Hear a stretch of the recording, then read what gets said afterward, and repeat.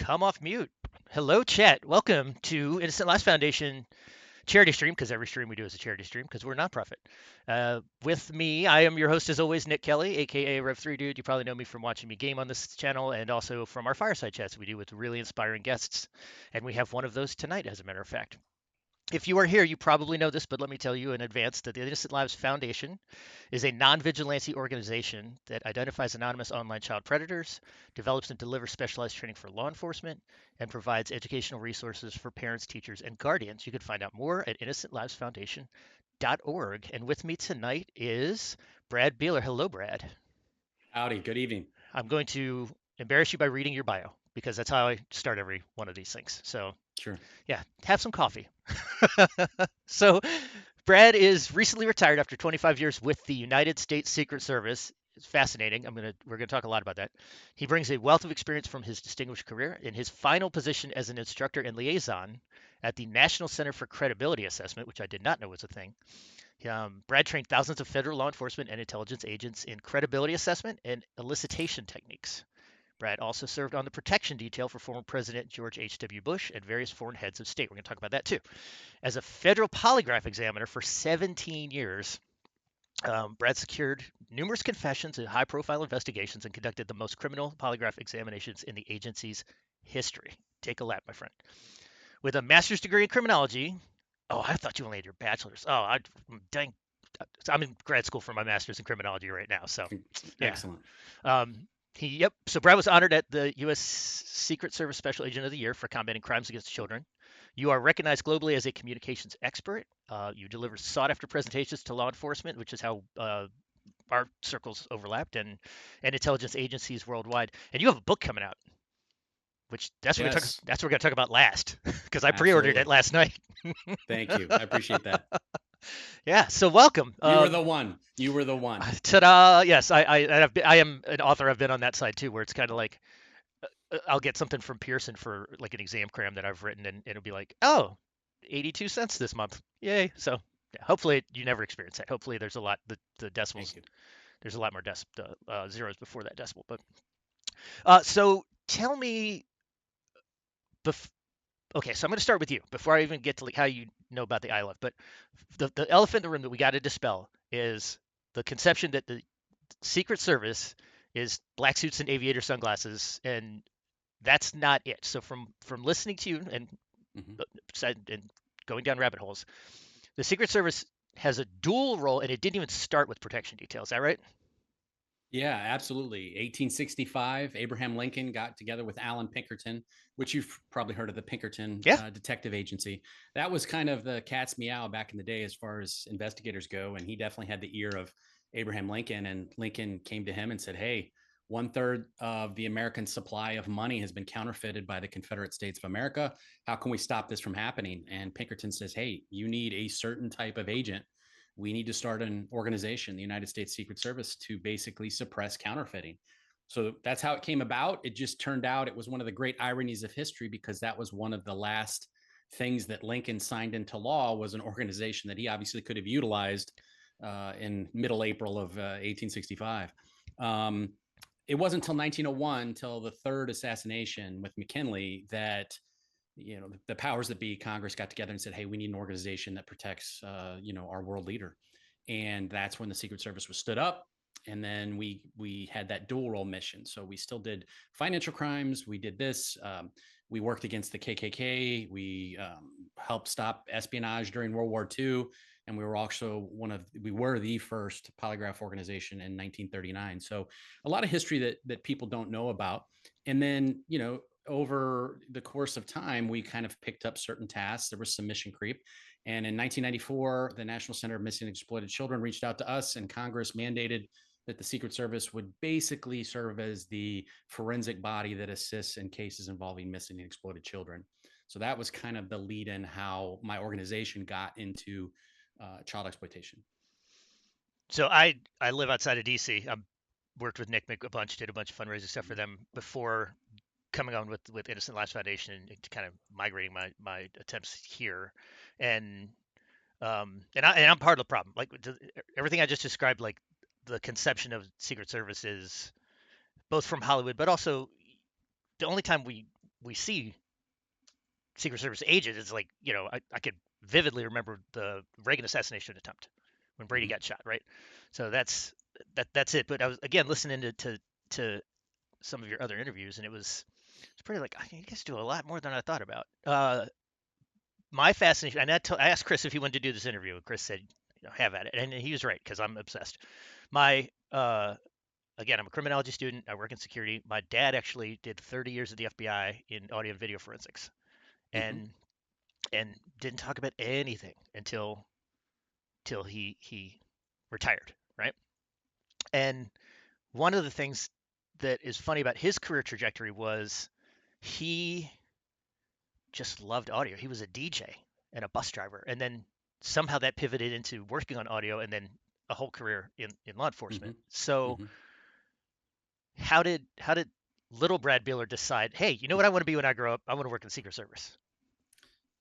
I don't know. I guess it goes back to when I was probably 8 years old and I was out on my green machine or my whatever, thing I was playing with in the late 70s, early 80s. Or I think I want to think back about my first bike.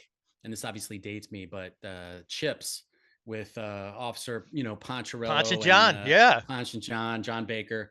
I think I had their little thing that clipped on your handlebars and it was like a radio and a siren.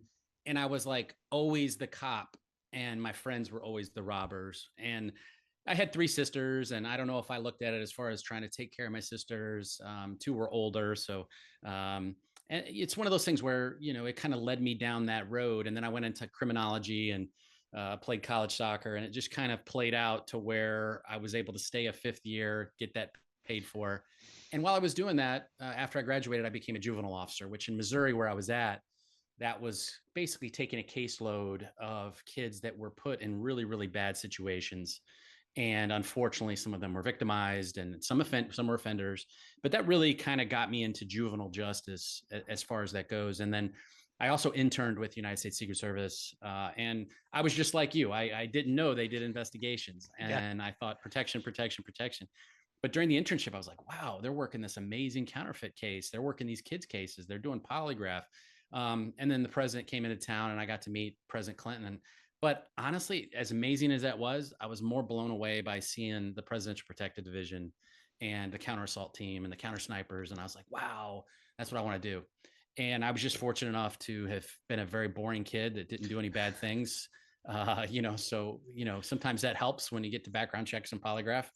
mm, And it just kind of all shook out. But I was really drawn to the people when I got to see the men and women in the organization that, you know, I missed 17 anniversaries out of 25. oh boy, All of them could say the same thing. So my Pro Flowers account was very drained over the 1-800-Flowers, whatever you want to say. mm-hmm. Is that it's the wives that have stood by us and the husbands that have stood by as well, that just make a really great organization that has a very, very tough mission. And we've obviously seen that in the last year. After I left, Butler happened and the second attempt happened. And it's just been a whirlwind. And I really feel for the men and women in the organization.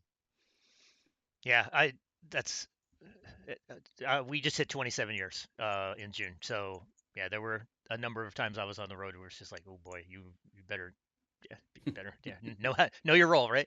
Um, so listening to a handful of interviews, podcasts, watching some of the YouTube stuff and everything else, and there's some really there's a commonality among those where because of the sensitivity of who you're speaking with and the material that is in context, that people every interviewer seems to kind of stumble to get into the like, how do you even do it, like, you know what I mean? And you have a couple of things that I think are really interesting, and probably the one that is I'm going to assume it's in the book, but also you do a really good job of nailing it home and saying very succinctly how you manage to do it is rationalize, minimize, and project. And can you kind of talk a little bit about that? Yeah, absolutely. So I've got an acronym called Buddy, and I guess the way to kind of lead into it, Nick, is let me ask you this question: Okay. What do you think should happen to this person? And when I say what do you think should happen to this person, let me tell you who this person is. This person was a hero for his country in World War One. He was decorated for his actions in World War One. He didn't really get into politics until the late 1920s, got involved in politics, and we used to be very introverted, and then suddenly found his voice, so to speak. Kind of rose to power within his organization. And during World War II, his military juggernaut was very fearsome. And his actions, and I'm not condoning them, and I'm not going to explain to you, tell you right now who that is, but his actions led to the burning deaths of over 1 million people, innocent civilians. What should happen to that person? Okay, so I saw you do this to somebody else. So Yeah. so I know So who you're. play. Yeah, I know. yeah, Yeah. So yeah. so play Play play play along. the part. Yeah, exactly. So I don't you have to understand in that those million people that you are, those are innocents, right? Those are of all ages, of all Yep. education levels, Men, women, poverty and levels, children. and men, women, children, everything. And that is the part that is really, really hard to, I think justify is too strong a word, but Yeah. that's where you get caught. Yeah. You're like, I don't know how I could forgive, maybe is what I'm thinking. Yeah. It's tough, right? Because everybody thinks Adolf Hitler. Every once in a while, somebody will be like, "Wait a second, could it be Churchill?" And then nobody really settles on that it's Harry S. Truman. Yeah. And he was a veteran. He was awarded for valor for his actions in World War I. He got involved in politics kind of reluctantly from the state of Missouri. And no one thought he was going to be the president of the United States after FDR died. But he took over, and his actions led to multiple fire bombings of Japanese cities, killing hundreds of thousands of non-combatants. Even more so than what followed up was when we dropped the atomic weapons upon Hiroshima and Nagasaki. So if I was his friend, what would I do? I would be his buddy. And the acronym, that's what I use. I would blame anyone but him. Well, who would that be in this situation? It'd be the Japanese, the Empire of Japan, for their actions on December 7th and after that.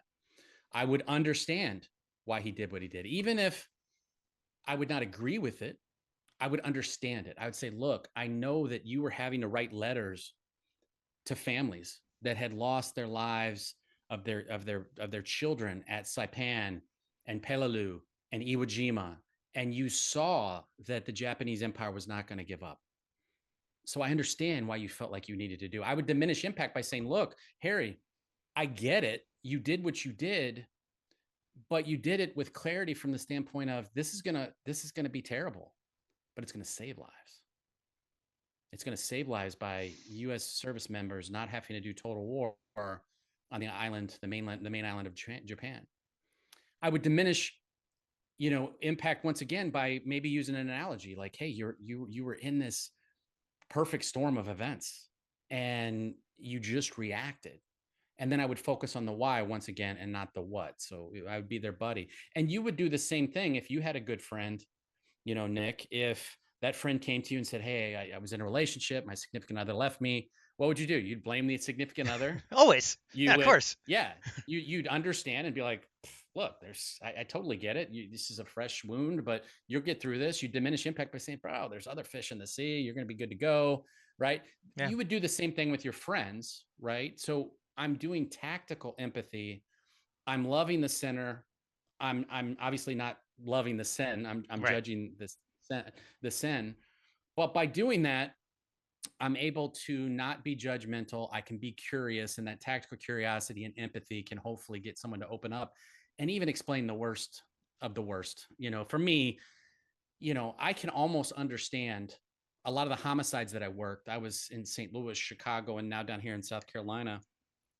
And even some of these homicides would involve a 10-year-old, a 6-year-old, a shaken baby where the baby died. And I could still almost understand it. Would definitely wouldn't agree with it, and that person needs to go to jail for a long period of time. Right. But the reasoning behind it was either money or it was revenge or they were stressed out, whatever.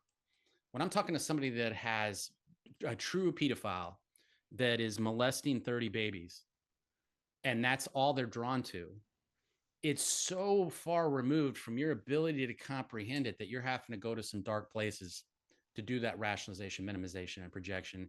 And sometimes that's tough. And I see a lot of our examiners, agents that have to deal with that, especially the ones that have to look at the images. I mean, Yeah. I know you guys try your best with ILF to try to sanitize that. And then on the back end, make sure everybody has, some options on people to talk to. But I was blessed in that I insulated myself from the images as best as possible. So it's a little bit easier to talk about it than have to look at it. Yeah, the question that I think recurs, I'm sure you have to answer this every single time, which is just the how do you not just rage out looking at that individual across the table when you know, like, your job is Mm-hmm. to get an admission, to get a confession, and to get them off the playing field, right? Um, and I know Yeah. you're a big fan of Be Curious, Yep. right? Yeah, absolutely. It's the whole be curious, not judgmental. Ted Lasso attributed it to Walt Whitman, but no one can find Walt Whitman saying it. But that's kind of Ted Lasso for you, right?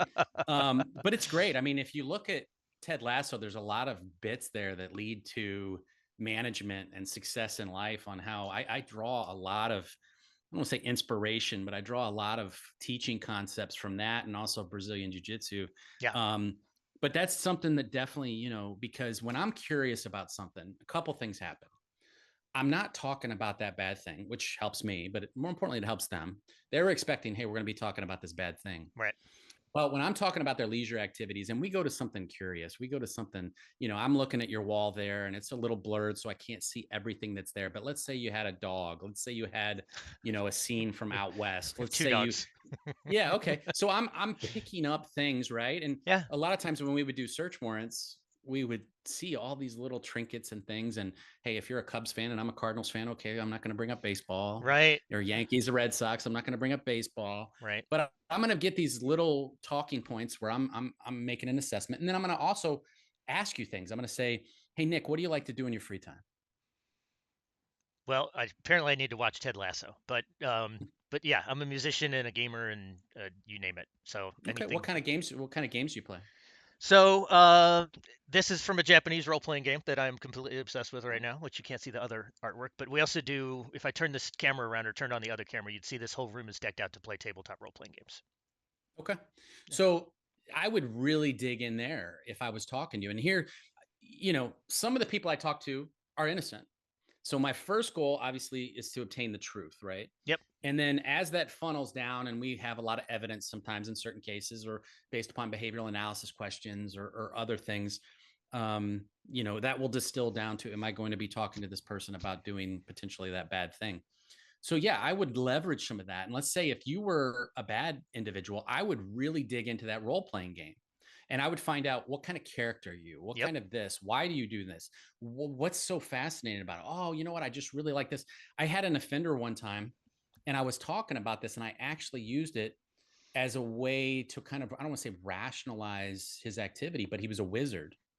Okay. And we really got deep into some bad things that happened to him, and maybe this is a way how he can conjure up spirits, he can conjure up things to maybe protect other people, so he can do this, so he can heal himself.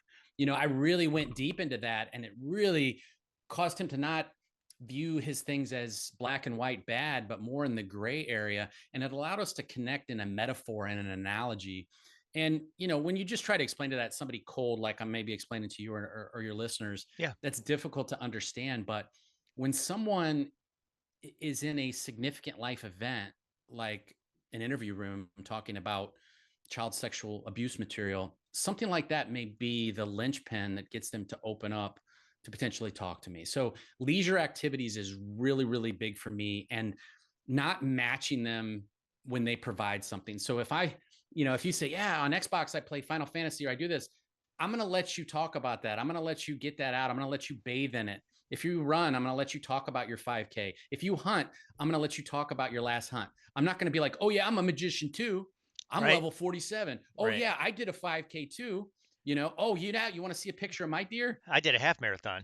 Screw your Yeah, 5K. Yeah. yeah. You know what? Screw your half K. I did a full triathlon, right? And we're always trying to one up each other. And what you're doing is you have such an opportunity to let them bathe in dopamine. And as a result, they're going to associate you with that dopamine. They're going to be away from the cortisol, which is that stress hormone. It's Yep. triggering that fight or flight. Yep. So to get people to open up, I have to be, the most interested person in the world in the room. Not only do I get good information that's very unfiltered, but I come off as neutral. I almost come off as an advocate because at the end of the day, that's what I'm trying to get is the distilled, unfiltered truth. And if I come off like the detective pounding their hand on the table, tell me this, do that. Yeah. One, you could potentially get a false confession, but also who wants to talk to somebody like that? If you went in to buy a car with somebody saying, you're going to buy this car right now, damn it, would you buy the car? No. Absolutely not. Right. Yeah. So, influence principles, we may get into those later. Some of those are obviously can be used for good, but it's like a hammer. It can be used, to build things, but it can also be used to break things. So, I know social engineering, which, obviously, you're very, very familiar with. Yep. They understand ethical influence, understanding the ethical part of influence, but how it can be used for the dark arts as well, which unfortunately can be malicious both in the form of online predators and also scams. Yeah. Let me ask a tool question first, and then I want to get to some of the psychology because, like you, I have been a practitioner for a long time. That isn't the reason I went into criminology. It's like I know who the bad guys are. I know what states they're, all that, and how they do what they do. But it's the why. The why is the fascinating part. It always is. Um, but when we look at when we go to do educational training for any audience, really, um, we have a path of reported incidents involving children, and Mm-hmm. it's a timeline essentially. And there's a couple places where it spikes, and usually that is corresponds with an emergence of a technology like social media or onion route exit nodes or broadband, right? Um, Yeah. do you have an opinion? This is this is leading the witness 100%. I freely admit it, but like, Objection, Your Honor. do you think Gen Yeah. AI is the next wave that we're going to see have a huge impact on Oh, it's child already there, CSAM? and it works on both sides, right? It works for us and it works against us. It's working against us right now in that it's satiating the desires of and leading to a lot of criminality that in some states and now here in South Carolina and other states we're trying to stay with it to make generative AI pornography, CSAM, obviously criminality as well. Yeah, But it gets difficult because a lot of anime, manga and stuff like that also has some of those same principles. So where does it stop? How do you have the laws that question with it? You have, in some countries you can buy infant dolls. I mean, it's just it's very very tough. We have lack of funding, and sometimes people in Congress, both state and House of Representatives and in Congress, federally, sometimes we are not the most tech savvy people, right? The people in government. Sometimes our government tends to be a little long in the tooth. They remember the dial-in internet. yeah, So AOL, they still have AOL email accounts. So them trying to stay on the forefront is very, very difficult. So that's where you really need some of these practitioners to really work closely with law enforcement. And that's we're blessed here in South Carolina to have somebody like Kevin Atkins, who's works for the South Carolina AG's office, and they're great because they can directly funnel everything through the AG and then um, onto the legislative side. But it's difficult because sometimes tragedies are what cause the change. We had an individual here, Brandon Guffey, that his son was lost as a result of a online kind of extortion scam, and he killed himself. And it was one of those things where it was a sad story. But just like Adam Walsh's disappearance led to NECMEC, yep. the Guffey situation led to some great change here in South Carolina. So the phoenix kind of rising from the ashes, so to speak,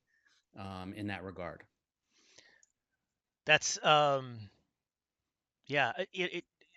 It's interesting because I always make the argument to anybody, like we have the technology education generational divide, right? Like my brother and I both work as cyber security engineers, and my folks are, you definitely have that uncle who's going to come over on Thanksgiving and be like, I clicked on this thing and now my laptop runs slow. For if I'm talking to a politician or anything like that, I my argument is always there should not there should there should not be a use for technology to say take a picture of Jenna Ortega and make her 13 years old. But there's a market for it. You tell me why that is and why we can't stop it, right? And that I think is very core to what we do. Um, I agree with you on the Gen AI. I actually wrote a paper about for my last class on that. Uh, with that much proliferation, with the massive amount of new inappropriate material that's getting generated, how do you weed out the hunters from the howlers? Yeah, it's tough because And you probably have to explain what for that is. yeah, so basically a hunter versus a howler. If I want to take this from a protective methodology, so if we want to look at what most people think of as a secret service, then we want to apply that to child exploitation. So if I'm working, let's say I'm in a random city in America, Chicago, and we have a call come in, or we are doing proactive internet. I don't want to get too into specifics, but if we're dredging the internet and we come across information and there's a threat, is that person a howler, meaning they're just talking, they're in political context, they got in a heated, we're in these echo chambers, we got pissed off at a coworker and we said somebody should do X, Y, and Z. A hunter is the type of person that we're concerned about because they don't talk about it a lot. They keep things close to the chest. All right. There's not a big digital fingerprint. Back when people had to use to mail things, there was more of a fingerprint. Now with VPNs and anonymous communications, encrypted communications, it makes it a lot more difficult. And some service providers are helpful, some social media companies are helpful, Some are not. some phone companies, without mentioning any specifics, are or phone manufacturers are more helpful than others. And then sometimes the bottom line carries the day, right? Some countries have better laws. In Australia, it is amazing what law enforcement can do when it comes to child sexual abuse material and their investigations. And they are great at it. And they catch a lot of really big fish. I don't see that in the United States legally allowing us to do some of those things. Can you can, So, can you tell the story that started in Australia? yeah, absolutely. It's a So the great Green one. Baby Bottle case, yeah. Yes. So Task Force Argos, which I think is one of the best child exploitation investigative units ever created, um, down in Brisbane and then Queensland. But they work with the Australian National Police as well. But they're just an amazing, dedicated group of men and women that are amazing at victim identification, at proactive work, at OSINT, at a lot of the things that ILF does as well. But obviously, they take the things that ILF can do, and they have the legal process that they can kind of meld with that too. So it kind of creates this superpower that they have. But with this case, I remember, and I'm telling this as an observer. I had nothing to do with it, other than my organization. But I was blessed that when I found out when this was going down, a proactive member of this organization was, and once again, I'm going to be careful because I don't want sources and methods to get out, but Yep. Yeah. an individual was very proactive and he got into a dark web group and, you know, saw some horrific activities happening to some infant children. And the screenshots, the victim ID people, they were able to, they were able to look at, some phone data, some metadata, and all they could do is say Eastern US time zone. That's all they had. Yep. But they had kind of a pack and play. And it was amazing because they go through The Hague, they go through Interpol. Um, our people there kick it over to DC to our forensic people. And, you know, they had was the guy's eyes and they had like his cheeks. Okay. And I'll be darned if they didn't put together a composite sketch based upon just that. And you'd still think, okay, so that doesn't, how do you help? Well, they were able to take, and once again, without being overly specific, they were able to look at certain things in the photo and they were able to determine that this pack and play was only purchased at a big box store from this period of time. And so I'll be gosh darn. I mean, this was a couple months before I retired. And I was so proud of the men and women in the Secret Service that worked on their weekend and the investigative specialists that, took 16 hours out of their day, today to take this information and look in the Eastern time zone from this time period, from this credit card receipts, from this big box store. And I'll be darned if one of our research specialists didn't hit upon one transaction on this date and they pulled up some social media, and wow, that really looks like the composite photo. Wow. And I'll be darned if it wasn't. And 3 hours later, our agents were flying out there to conduct a search warrant in the middle of the US. And one of my good friends came down and did a polygraph on the subject. And he admitted to those horrific acts. And it was just a great job from start to finish. And it just goes to show there's no boundaries to this criminality, but it also shows how law enforcement can work together. Because if this was a drug investigation, you know, it tends to get mired down in, you know, who gets the assets, who gets this, who gets to do that. And there can sometimes be these things working against. But when it comes to child exploitation, I don't care if you're FBI, HSI, Secret Service, Argos, whatever organization, local departments, it doesn't matter. Everybody's on the same team. And when we do our To Catch a Predator operations, you look around the room and you'll see 10 or 15 municipalities chatting, Wow. and you'll see criminal research specialists, you'll see surveillance teams, you'll see this. And once again, without explaining how we do what we do, you will look around and you will see the roster and you'll be like, all these organizations are taking time out of their day and out of their week, you know, to try to catch, you know, however many we catch. You see the after actions and the pictures in the paper. Right. But for every one of those people that shows up, how many kids are saved in the future? You know, ILF, if you got 577 referrals, how many of those referrals have led to arrests that have kept kids safe? And those kids didn't go on to kill themselves. Those kids didn't go on to become more vulnerable in the future to also be abusive. Yeah. So the downstream effects of these things are so real. And the problem is, though, they're downstream effects that are very hard to measure.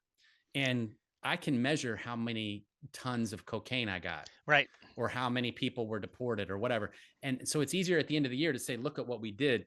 It's hard for an organization like ILF to say, we've referred this many cases. Okay, well, how many kids did you save? I don't know. Yeah. It's all anecdotal. It's So tough. it is. It's, Yeah. but we know, okay, if, you know, the numbers range in the studies, but with that many offenders that have been arrested as a result of ILF actions, it is amazing, once again, the further on effects over the next generation, that the men and women that are chatting and doing what they're doing and doing the open source stuff, um, what the effects are. So that's all credit goes to our predator identification team at ILF. My responsibility is in education and outreach. I get to do these fun things, come on, Mm-hmm. YouTube and talk with fascinating people like you. Uh, the statistics that we usually present are each of those cases is a perpetrator, not one victim. It's almost never one victim, right? Mm-hmm. It's the average number that we use is 5 to 7, and a serial predator can be up to 450.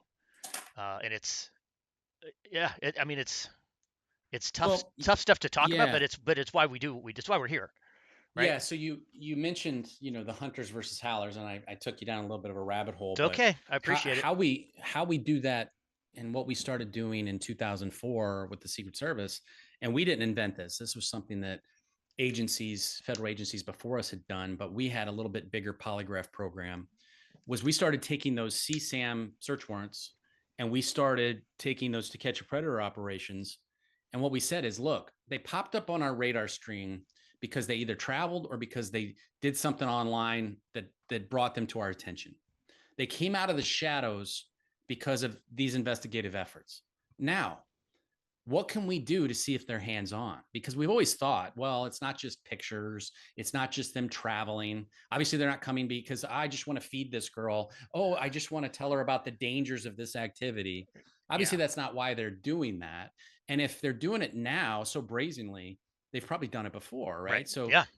that's what we were kind of operating on, but we never really leveraged polygraph to that effect. And in full transparency, I completely stole this from HSI. It was customs at the time, and then it switched to HSI, and they were doing it. And it goes back to Postal Inspection Service when people were download or doing mail order CSAM. I Yeah. mean, which you talk about, you really having to go out of your way. I mean, these are people that are, you know, having to do this in the old school PO box days, but we had a lot more examiners, and so we really, and then we had the NECMEC tie in. And so what we did is we started really polygraphing a lot of these people. and doing these operations. And what we found is over 60% of them are hands-on. So Wow. that means, and that's who admits to it, right? Yeah. So we're not getting everybody to admit to it. So if they walk in the room with us, there's a 60% chance they're going to admit to being a hands-on offender. So when judges, and I don't blame the judges, a lot of times they don't have the information, or they're just so overwhelmed because now that broadbands throughout the, shoot, you got Starlink now, is CSAM can get to every corner of the world.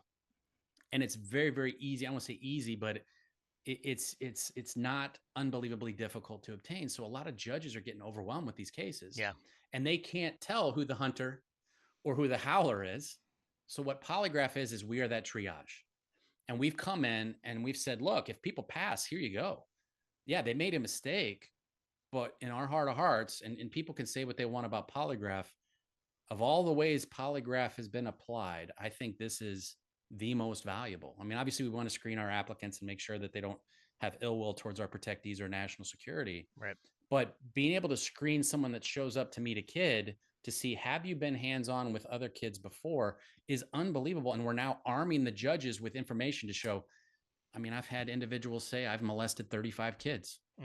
They had no criminal record, whatsoever. They showed to meet up a 13-year-old girl, and failed the polygraph and admitted once again 35 infants. Ugh.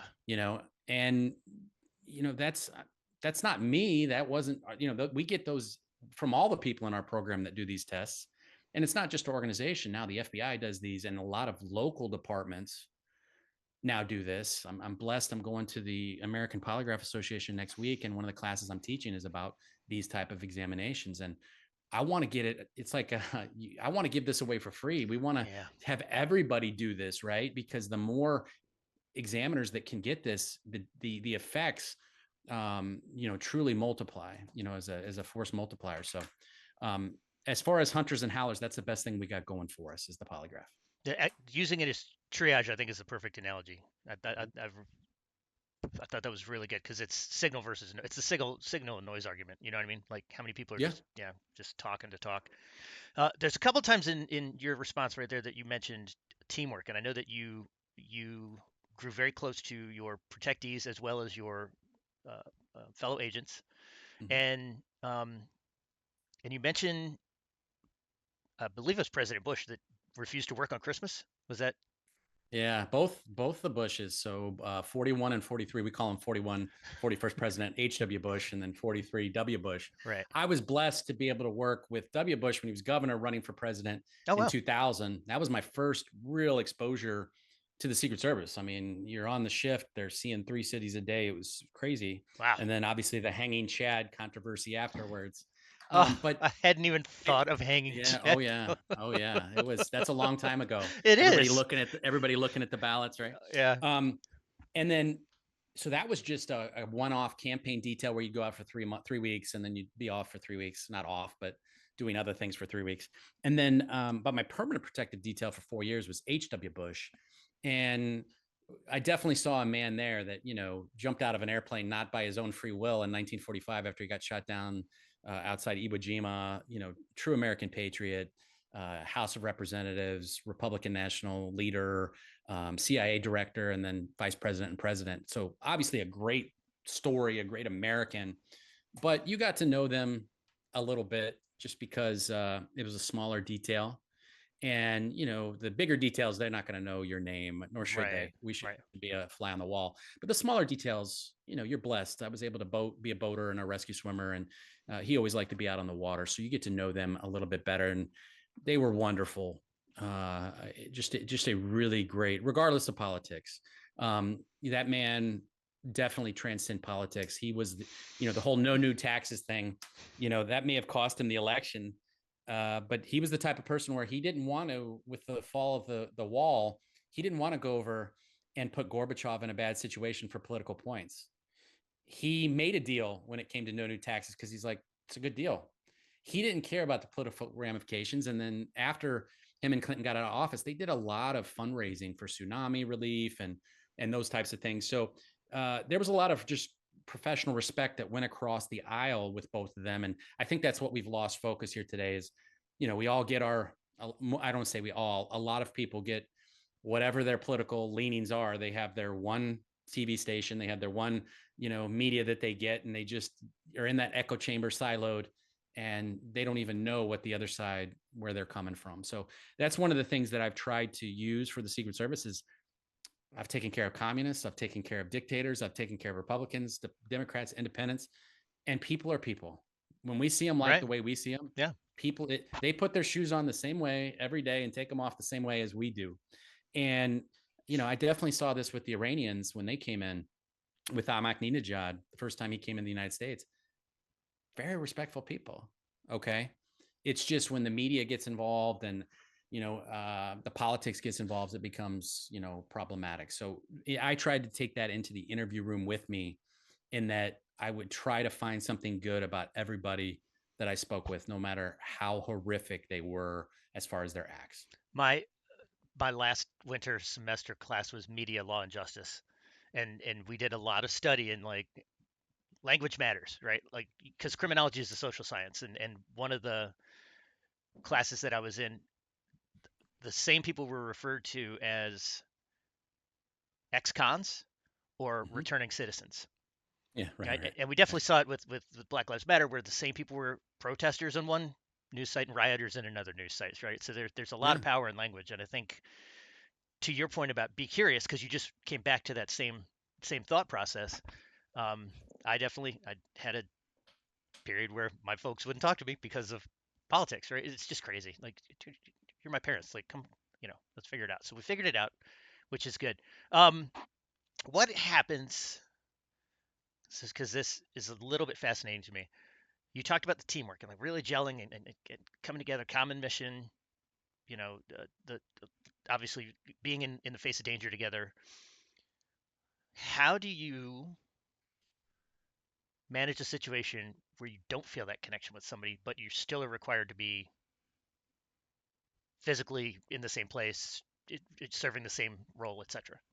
Yeah, I've never seen that be an issue with anybody in my former organization. And I will say, typically we'll have 150 to 170 foreign heads of state come in during the United Nations. Wow. And it's almost like a class reunion for the Secret Service, because we see all our classmates on different protective details. And I love it.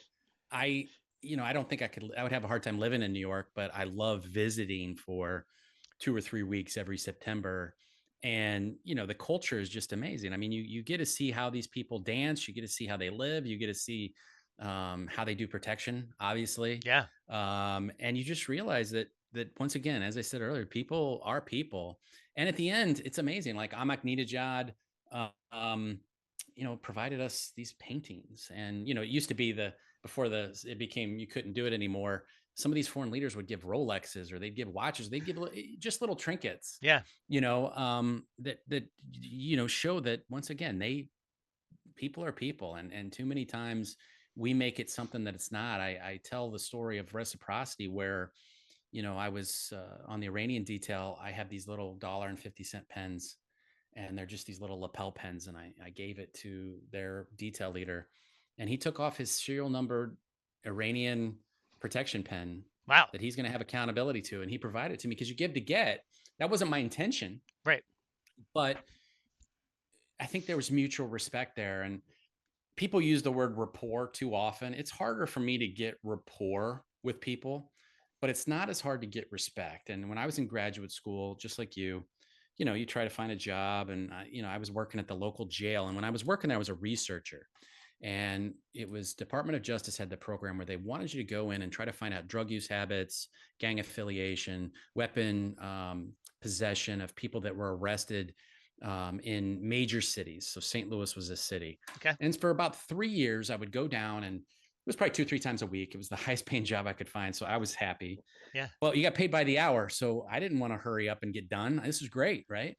And we would give them a Mountain Dew and a king size Snickers bar to talk to us. And when you're in jail Oh and all boy. you got's a bologna sandwich, that's big currency there. Right. Yeah.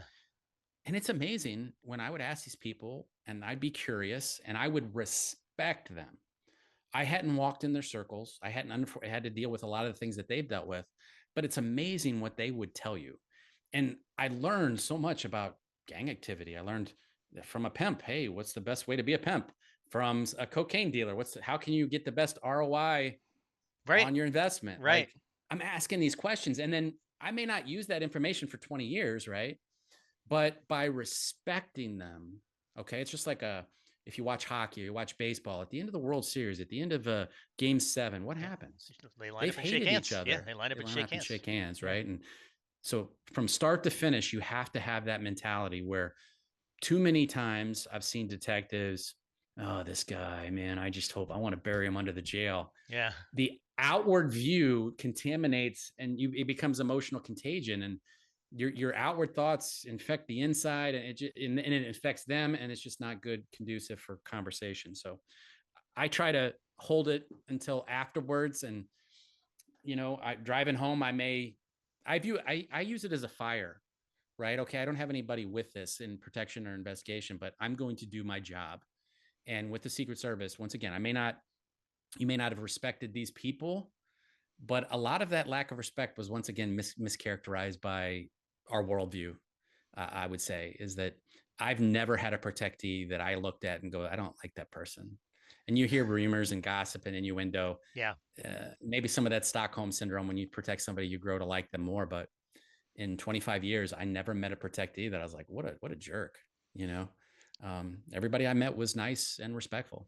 I think your example with 43, I think, was that whole veteran history, the whole political career, everything that you talked about, right? And it's really like Mm-hmm, it's Zen in the art of motorcycle maintenance. It's not what look at something for what it is. You look at something for what it means, right? It's like the mm-hmm, definition of quality. And I think if you look at that record of service, it's a different person than a guy who stumbles on a couple words that gets caught on a camera. You know what I mean? It's a little different. We are coming up on time, so I want to ask you two more questions, mm-hmm. if that's okay. Yep, Okay, so the sure. first the first is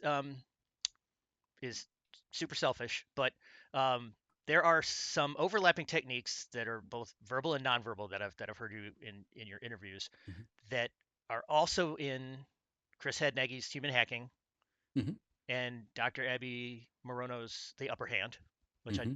finished. She and I talked hours on when she was doing work in progress. I was like, oh, I'm also that screwed up. But there's also stuff that's in your writing, and I know they've learned from you. Is there anything in particular that you may have learned from them? Oh man, it's been a buffet. I've been blessed to have lots of great conversations with Chris and Dr. Moronio, and it's been wonderful. And when we have our conversations, it's always on Zoom. Abby gets you there. She's so good at body language, right? Yeah. And it's wonderful. And that's what I've really learned is the power of that. My best friend's been deaf for the last 35 years, so I've always been to where I look people in the eyes. But when you talk to Dr. Abby, she uses it to the nth degree, and it's so effective because you can see when you're resonating with someone. You can see, did they understand me, right? Too often, what are we doing? We're on our phone. We're not really talking to people. We're not lined up. When you do a Zoom call, when you're on whatever, Google Meet, whatever, you have to be present. And right now, I've got my camera right lined up in the middle. Yeah. I've got this little device where it flips down. And so I can appear as if I'm looking you in the eyes. Yep. But more importantly, I'm looking at you. And what I mean by that is, did he just furrow his brow to what I said? Did he just smile? Did he just give me a minimal Yeah. encourager, right? Yeah. So I'm seeing, am I giving you comfort or discomfort? Are you understanding me or not understanding me, right? So that's something I definitely learned, from Abby. In addition to all of her mimicry work, when especially with it comes to lower body and things like that, and um, she's obviously picked up a lot of things from Joe Navarro, and then carried on from Yeah. It's that as well as fascinating. you know that that body language is not about detection of deception. It's, for me, it's reception of message, and it's diagnostic and a barometer for me on how am I doing. So I threw a rationalization out there, didn't hit. I threw a projection out there, didn't hit. Threw a minimization, oh, he likes that. Yeah. Rinse and repeat. And so using body language diagnostically is obviously something that I've picked up from both Chris and Abby as well. When you have a topic that is emotional, like when you were explaining your Truman example, like Mm-hmm. I've watched the other interviewer get really uncomfortable really quick, and Yeah. then make the assumption that you're talking about Hitler. Like Yeah. you just kind of you watch that process, and Yeah. it's No, really it's fascinating. a great point because I saw that as well. And I was like, oh, dude, he's on a podcast and he's afraid he's gonna say the word Hitler, right? And Yeah, he's gonna have to, he's like, oh, and he's like, yeah, and he literally, anytime somebody's earlobes and neck when they get close, right? He got like that. yeah, And it was one of those things where I almost sped up like hey, here's who I'm really talking about because I could see what you saw. yeah. And that's something that I'll do in the room where I'll want to skip past. I don't want to sit skip past, but I want to move through certain topics that make people uncomfortable when I'm talking about them. And I want to really extend those dopamine inducing times when I'm talking to them. And I'll see that in their body language. As far as I may think it's something that's bringing them joy or dopamine, and it's not. Right. Versus something that I really didn't think that was that important, and I'll see them. Oh, they'll do one of these, and they'll relax and they'll open up or they'll lean forward, and I'm like, wow, I wasn't expecting that. Yeah. So we got to be careful about our own confirmation bias and what we think, what our game plan is, and what we think is going to work, and what we think their motives and things are. So that's where it becomes problem. Confirmation bias is a big problem The the in communication. the science part of it is something that Abby just delves into very, very deeply, but explains it Yes. in a way that like Yes. somebody who's not, who just is reading this book to be like, oh yeah, I I'm also screwed up in that way, and she and I have the same thing, which is we have that combatant or saboteur that's back here that's like, why aren't you creating something? Why aren't you writing right now? Why aren't you drawing right now? Why aren't you writing a song? All of that, and I think I'm definitely writing a song called Emotional Contagion. By the way, I'm stealing that from you because that was amazing. Perfect. There you go. You're welcome. Thank you. So last thing. So tell me everything about Tell Me Everything. Yeah. So basically, I started to write a book about my law enforcement career and how basically to do interviewing and it started out like a 25-year. I'd almost put this together chronology wise as far as my career on how I got people to open up and talk to me. And then the more and more I started writing it, and I talking to the editor, and Chris was the individual. If this circles back to Chris, he was the individual. And I remember it was after an ILF function. Abby's sitting here, Chris is sitting here. I'm telling some stories about, I think it was the story about the Chihuahua grabbing my groin, story. And I'm telling these stories a little bit out of context for the listeners, but I'm telling these stories, and Chris literally looks at me and goes, "You should write a book." Yeah.